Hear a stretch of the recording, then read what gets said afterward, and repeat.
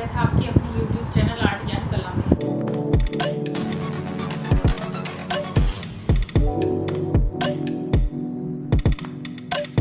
जो आर्टिस्ट का हमारा एक क्रम चल रहा था, उस आर्टिस्ट में मैं आज आपको पढ़ाने वाली हूँ असित कुमार हलदार। तो असित कुमार हलदार के बारे में आज हम जानेंगे। असित कुमार हलदार बंगाल शैली के भारतीय चित्रकारों में से एक माने जाते हैं और ये शांति निकेतन के रविंद्रनाथ टैगोर के बहुत सहायक रहे हैं। मतलब इन्होंने रविंद्रनाथ टैगोर के साथ काम किया है, उनके सहायक रहे हैं। तो आइए जानते हैं इनके बारे में, रविंद्रनाथ टैगोर के बारे में। सबसे पहले मैं बता देती हूँ, जैसे कि आप धीरे धीरे अनलॉक की प्रक्रिया शुरू हो चुकी है पूरे भारत में, तो आप देख रहे हैं कि एग्ज़ाम की डेट भी जल्दी ही घोषित की जाएगी। तो जो बच्चे नहीं पढ़ना शुरू हुए हैं वो अपनी पढ़ाई को शुरू कर लें और ये इस वाले एग्ज़ाम में वही बच्चे क्लियर कर पाएंगे जिन्होंने ज़्यादा हार्ड वर्क किया है, क्योंकि कंपटीशन इसमें बहुत ज़्यादा है। और वही बच्चे क्लियर करेंगे जिन्होंने अच्छे से पढ़ाई की है, प्रॉपर कुछ भी नहीं छोड़ा है, क्योंकि थोड़ा पैटर्न चेंज है इस बार, न्यू तरीके से कुछ आएगा। तो ज़रूरी नहीं है, हम कह नहीं सकते कि किस तरह से पेपर आएगा। तो आप अपनी तैयारी पूरी रखें ताकि कहीं से भी पेपर आए आप उसके लिए प्रिपेयर रहें। सो जो बच्चे मेरी ऑनलाइन क्लासेस लेना चाहते हैं तो आप मेरी ऑनलाइन क्लास 9599670200 पर कॉन्टैक्ट करके ले सकते हैं। तो चलिए आज मैं आपको बताती हूँ असित कुमार हलदार के बारे में। और हाँ, आर्टिस्ट सबसे मेन है, आर्टिस्ट के बारे में जरूर पढ़ें और जितना हो सके प्रीवियस ईयर के क्वेश्चन पेपर सोल्व करते रहें, जितने मिलते हैं, जहाँ से भी मिलते हैं। तो देखेंगे असित कुमार हलदार। असित कुमार हलदार, ये देखिए, इनका जन्म हुआ था 10 सितंबर 1890 ईस्वी में। जन्म 10 सितंबर 1890 ईस्वी में। और ये कहाँ हुआ था जन्म इनका? इनका जन्म हुआ था कोलकाता। स्थान पूछता है मेनली, कहाँ हुआ था जन्म, तो कोलकाता में इनका जन्म हुआ था 10 सितंबर 1890 ईस्वी में। और ये प्रिंसिपल बने थे आर्ट कॉलेज के प्रथम भारतीय। देखिए, प्रिंसिपल बने, इनको प्रिंसिपल बनाया गया था। कहाँ का प्रिंसिपल बनाया गया था इनको? तो आर्ट कॉलेज के, लखनऊ आर्ट कॉलेज का इनको प्रिंसिपल बनाया गया। लखनऊ आर्ट कॉलेज का।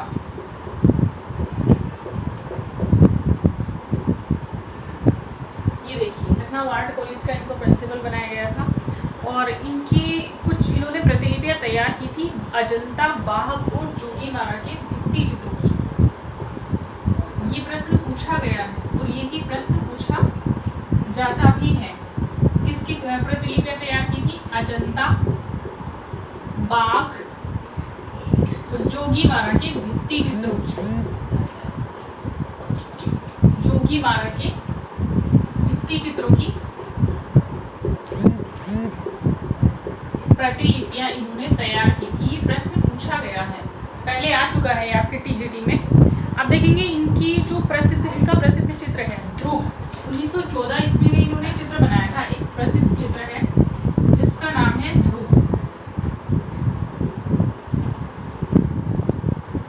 कब बना था?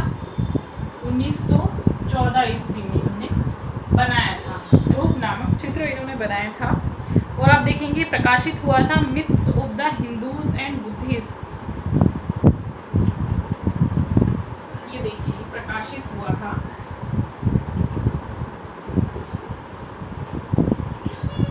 तो myths,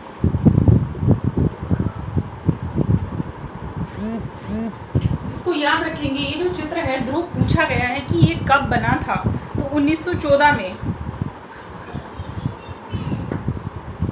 myths of Hindu and Buddhist.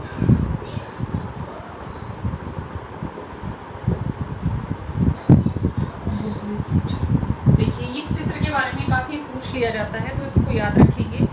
इनकी एक प्रश्न आता है इनसे, और जो मैंने देखा है कि कई बार पूछा गया है कि इनकी मधुरता का स्मारक क्या था।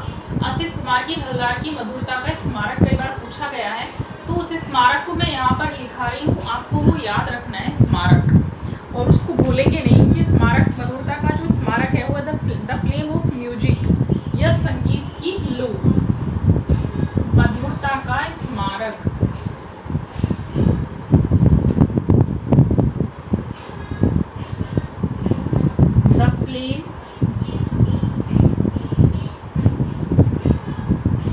द फ्लेम ऑफ म्यूजिक, संगीत की लो, दोनों तरीके से ये आता है। हिंदी और इंग्लिश याद रखेंगे, शायद दिखाई दे रहा है आपको, यहाँ मैं लिख देती हूँ हिंदी में ऊपर, संगीत की लो।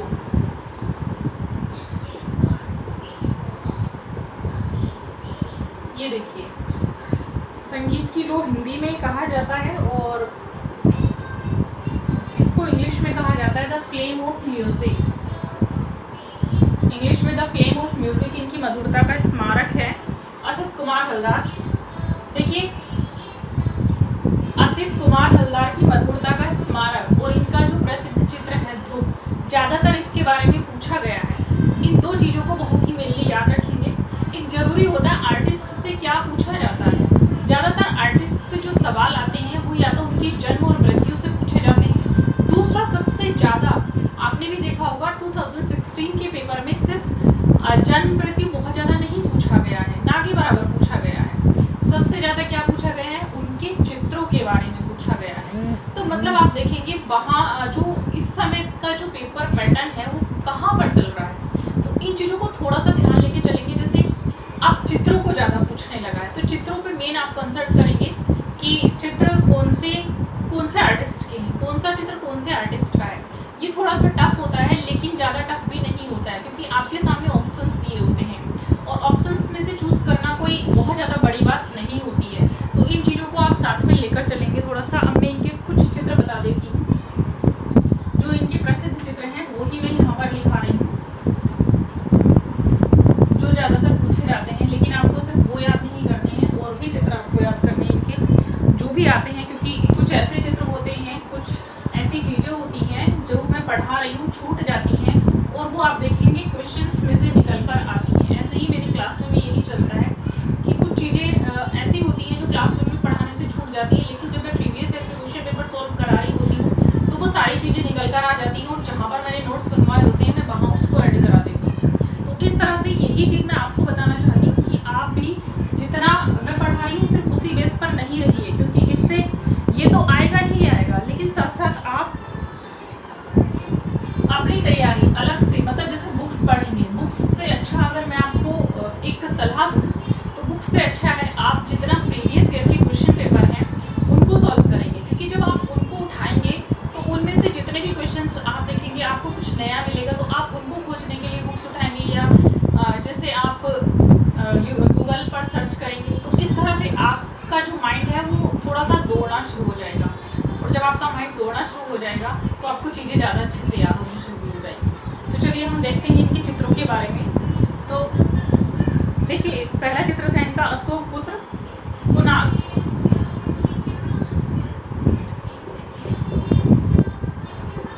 ये चित्र इन्होंने बनाया है। दूसरा है ध्रुव, ध्रुव में लिखा चुकी हूँ आपको। सीता, सीता का चित्र बनाया है। नृत्यांगना, नृत्यांगना का चित्र इन्होंने बनाया है। दूसरा है यशोदा माँ, यशोदा माँ। चंद्रमा व कमल का एक चित्र है, चंद्रमा व कमल। और कुछ इनका चित्र है अकबर एक निर्माणकार, अकबर एक निर्माणकार। इनके बारे में कुछ डिटेल है थोड़ी सी, जो सिर्फ ओरली मुझे आपको बतानी है, तो वो मैं आपकी एक मोटिवेशन वीडियो के साथ, नेक्स्ट जो मेरा वीडियो होगा उसके साथ ही मैं लेकर आऊँगी। एक इनका नेक्स्ट था झरने की आत्मा ऋतुओं का नृत्य।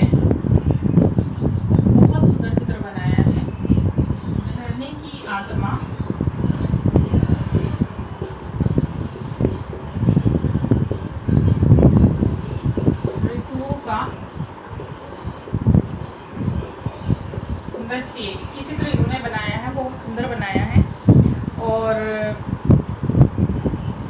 नववधू, रासलीला,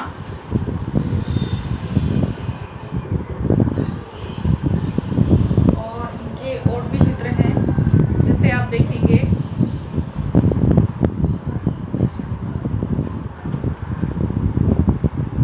द फ्लेम ऑफ म्यूजिक में आपको लिखा चुकी हूँ, संगीत की लो, इसको मधुरता का स्मारक भी कहा जाता है। एक इनका चित्र है ऋतु संहार। ऋतु संहार भी पूछा गया है इनका चित्र। ऋतु संहार ये चित्र इनका एक बार पूछा गया है, ध्रुव भी पूछा गया है। दूसरा चौखट पर एक इन्होंने लक्ष्मी,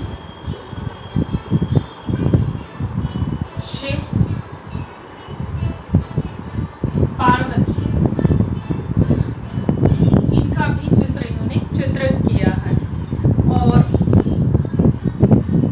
मेघदूत, ये प्रश्न आया है, मेघदूत किसका चित्र है? मेघदूत इनका पूछा गया है। तो कुछ चित्र हैं इनके, जैसे मेघदूत, नववधू और अशोक पुत्र भी पूछा गया है। तो ये कुछ चित्र हैं। ऐसे मैं बीच में आपको बता भी देती हूँ, जैसे सीता का भी पूछा है और एक ध्रुव का आया है। तो इन चीज़ों को आप हाईलाइट करते चलेंगे, जिससे आपको थोड़ा सा आसानी हो जाती है कि इन चीज़ों को आपको हाईलाइट करना है, ज़्यादा अच्छे से रटना है या याद करना है, बहुत मेमोरी में आपको अपनी बिठा के रखना है। तो इन चीज़ों को आप देखते हुए चलेंगे तो आपको हेल्प मिलेगी काफ़ी। तो इस तरह से अब मैं इनके बारे में थोड़ा सा जो ओरली है वो नेक्स्ट वीडियो में बताऊंगी, क्योंकि आप लोग देख रहे हैं वीडियो बड़ा हो जाता है बच्चों, और आप तक पहुंचने में उसको फिर बहुत देरी हो जाती है। इस तरह से फिर कोर्स पूरा नहीं हो पाएगा अगर मेरा वीडियो बड़ा रहेगा और आप तक नहीं पहुंचेगा तो मुश्किल हो जाएगी। इसलिए मैं इसका जो थोड़ा सा ओरली है आपको अपनी जो मोटिवेशनल वीडियो है उसके साथ में लेकर आऊँगी। कुछ चर्चा करेंगे हम कमेंट्स पर और कुछ चर्चा